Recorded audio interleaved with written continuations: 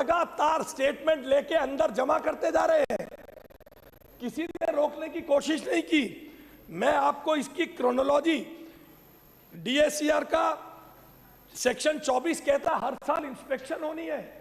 पिछले 10 सालों में हर डिस्ट्रिक्ट में 5 स्कूल की इंस्पेक्शन करके इतिश्री पाली, यानी हर साल 75 स्कूलों की इंस्पेक्शन कराते थे। और 75 स्कूलों की इंस्पेक्शन करा के इस क्लॉज के अंतर्गत लगातार फीस बढ़ती रही और लगातार फीस बढ़ते रहने के बाद 27 पूरे 10 साल अपने कमरों में मंत्री बैठे रहे, गाल बजाते रहे, शिक्षा क्रांति और बच्चों के भले की बात करते रहे। अध्यक्ष जी, यहां 27 साल की क्रोनोलॉजी को समझने की जरूरत है, ये ध्यान करने की जरूरत है। अध्यक्ष जी, 4/5/1997 को एक ऑर्डर पास होता है। 4/5/1997 को किसकी सरकार थी? नहीं जी, यही प्रॉब्लम है। ये जो फ्लाईओवर से आके सरकार में चलाने लग गए ना, उनको यही प्रॉब्लम है। बीजेपी की सरकार थी, आप थी नहीं। मैंने बताया फंडामेंटल राइट, भारत रत्न अटल बिहारी वाजपेयी जी के कारण शिक्षा बनी है, हमारे कारण बनी है। जो गाल बजाने से काम नहीं होता। एसएसए का पैसा हमारी सरकार के वाजपेयी जी के कारण आके शिक्षा व्यवस्था ठीक होने लगी है, जिससे आप लोगों ने 10 साल बजट के उड़ा के विज्ञापन किए थे। 1997 में 4 मई 1997 को एक अभी सीरियस बात कर लेते हैं, फिर डिबेट कर लेंगे। 4 मई 1997 को एक सर्कुलर पास होता है कि अनएडेड स्कूल को फीस बढ़ाने का, बिल्डिंग चार्जेस के लिए ट्रांसपेरेंसी इंश्योर करना है, एक ऑर्डर पास होता है। उसके बाद 98 में, जहां मैं कह रहा था, दिल्ली अभिभावक महासंघ वर्सेस यूनियन ऑफ इंडिया का एक मुकदमा दायर होता है, जहां पर Delhi high court upholds DOE power to regulate unreasonable fee hike and curb commercialization of education. ये 1998 में हो गया साहब। जो ये नैरेटिव चलाया जाता है, आदरणीय पेटिशनर तो बता दो कौन था? वही बता रहा हूं, देख दी, थोड़ा माहौल बना रहा हूं ना, थोड़ा आपकी भी तो क्यूरियोसिटी बढ़नी चाहिए ना। अध्यक्ष जी, एक नैरेटिव चलाया जाता है कि बीजेपी आई, मुख्यमंत्री रेखा गुप्ता जी की सरकार आई, अपने कर्मों को छुपाने के लिए अगर शरीके जुर्म ना होते तो मुखबरी करते। आज अपना जुर्म हमारी सरकार पर थोपने की कोशिश करते। इसलिए 1997 में अवेलेबल रिकॉर्ड्स के अनुसार भारतीय जनता पार्टी की सरकार ने पहली बार फी रेगुलेट करने के लिए डीओई का ऑर्डर निकाला। डीओई का ऑर्डर 1997 में। दिल्ली अभिभावक महासंघ के अध्यक्ष के नाते वर्तमान विधानसभा अध्यक्ष श्री विजेंद्र गुप्ता जी उस आंदोलन को चला रहे थे और तब उसके बाद 25 नवंबर 1998 को दिल्ली में चुनाव होता है। 28 नवंबर को रिजल्ट आता है और 3 दिसंबर 1998 को आदरणीय शीला दीक्षित जी, स्वर्गीय शीला दीक्षित जी दिल्ली की मुख्यमंत्री बन जाती है। 15/12/1999 को दुग्गल कमेटी का कॉन्स्टिट्यूशन होता है। दुग्गल कमेटी फिर fund development fee up to 10% to be allowed with depreciation of for reserve fund होता है। इसी के परसुएशन में आगे चलते चलते 27/4/2004 को modern school versus union of India का केस आ जाता है। Modern school versus union of India के केस में आपके माध्यम से मैं दिल्ली की जनता को बताना चाहता हूं, दिल्ली सरकार और केंद्र सरकार ने मिलकर मुकदमा लड़ा, जीते और डीओई के इस राइट को रेस्टोर करा दिया कि हम फीस को रेगुलेट कर सकते हैं। डीओई को राइट मिल गया फीस को रेगुलेट करने का, बच्चों के हितों को, अभिभावकों के हितों को रोकने के लिए लड़ने का, उनको रोकने का हमें अधिकार मिल गया। मगर यहां एक बात समझने की है, ये सब केवल 366 उन स्कूलों के लिए होता रहा जिनको लैंड क्लॉज के अंतर्गत डीडीए से रियायती दामों पर जमीन मिली थी। फिर 27/4 2004 को मॉडर्न स्कूल के इस केस के बाद 10/2/2005 को DOE further issues order unaided recognised school for compliance of the mandated modern school order. फिर 2009 में छठे सीपीसी को लागू करने के लिए 5 कैटेगरी के स्कूल्स को 5 category based on their monthly tuition fees बढ़ाने का अधिकार दिया। 2010 में डीओई ने गाइडलाइन दी mandating schools to use reserves to cover up salaries. 2011 में फिर सुप्रीम कोर्ट 2009 में ऑनरेबल कोर्ट एक केस बना अभिभावक महासंघ के ही केस में ऑनरेबल कोर्ट ने अनिल देव जी की कमेटी बना दी। जस्टिस अनिल देव कमेटी बन गई। जस्टिस अनिल देव कमेटी ने स्कूल को एक अधिकार दे दिया गया। जज साहब बैठे, उनको कुछ ऑडिटर्स उपलब्ध कराए गए, स्कूलों के खाते चेक करने का अधिकार मिल गया। उसके बाद 2016 में 2011 के बाद 16 आते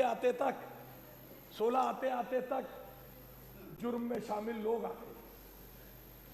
एक केस हुआ justice of all versus government of NCT Delhi, directed schools with DDA land to comply with fee hike regulation only on DDA land.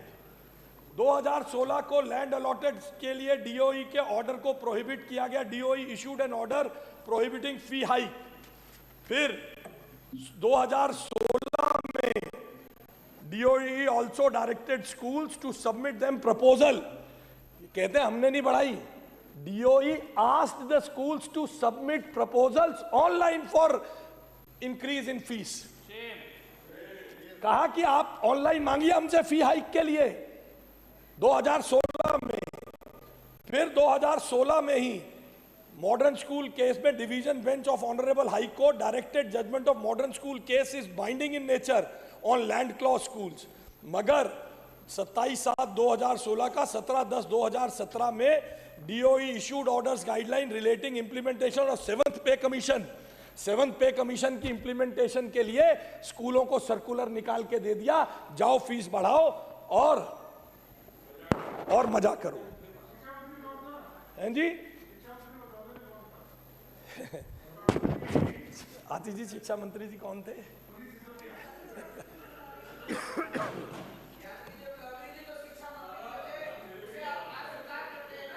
नहीं, इसीलिए मैं शेर भूल रहा था। अनिल बदमाशी चाह रहा है कि वो पता है, इनको खबर थी लुटेरों के सब ठिकाने की, इनको खबर थी लुटेरों के सब ठिकाने की, शरीके जुर्म ना होते तो मुखबरी करते।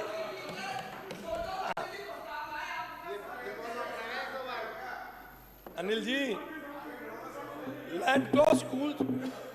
फिर 2018 में, मैं पूरा पढ़ रहा हूं। अनिल जी आप चुप रहिए।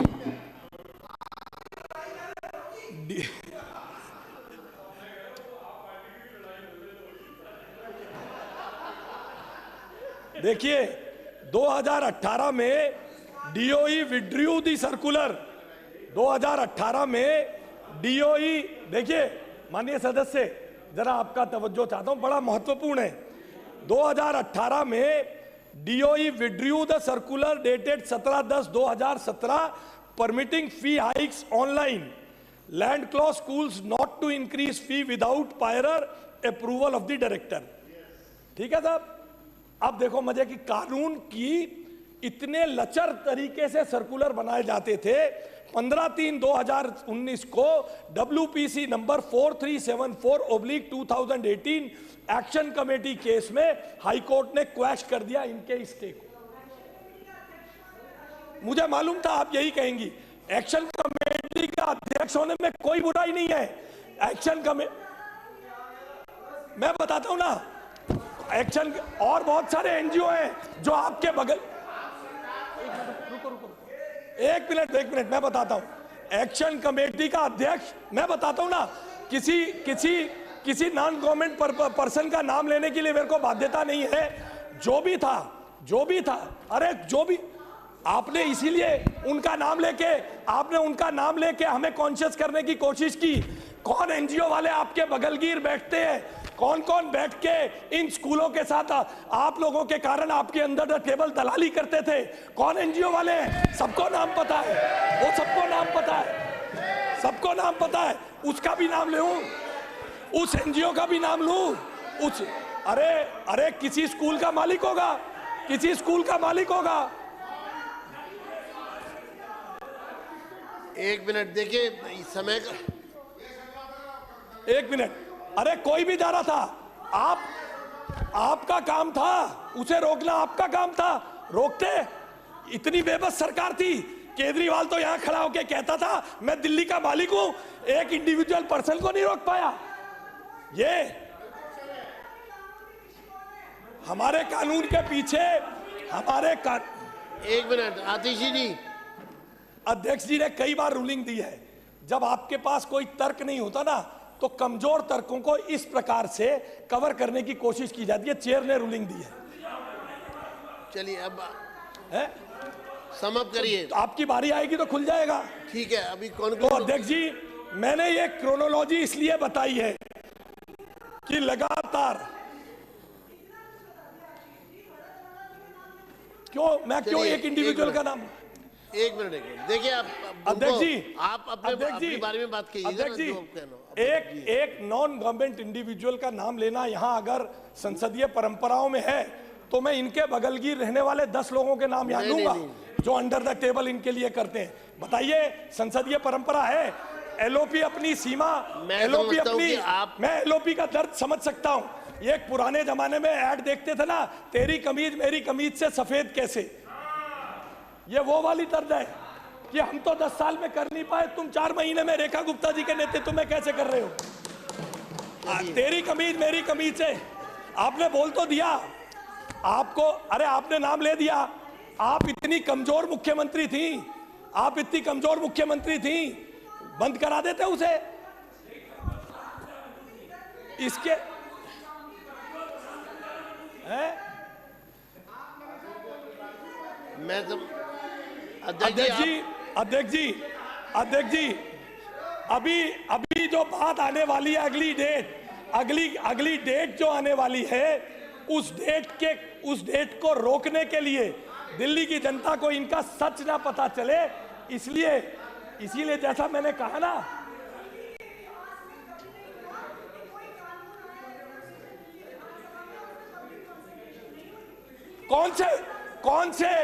कौन से कानून में लिखा है हमें करनी है? बताओ कौन से कानून में लिखा है? मैडम बैठिए, बहुत देर हो गई, अब आप अपनी बात पूरी कीजिए। अध्यक्ष जी, मैं आपका 5 मिनट में आप अपनी बात पूरी कीजिए। अध्यक्ष जी, मैं आपका संरक्षण चाहता हूं।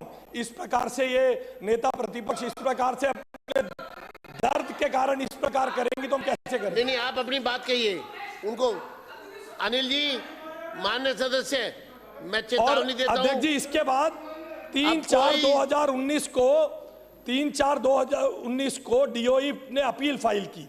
उस अपील के बाद 27/3/2024 को डीओई फिर 17/3 के अंतर्गत 1973 के एक्ट में एक कमजोर ऑर्डर लेके आया। 29/4 को दिल्ली हाई कोर्ट के बेंच ने डीओई के सर्कुलर 27/3/2024 WPC 5743/2024 पर स्टे दे दिया, जो आज तक चालू है, जिसमें मॉडर्न स्कूल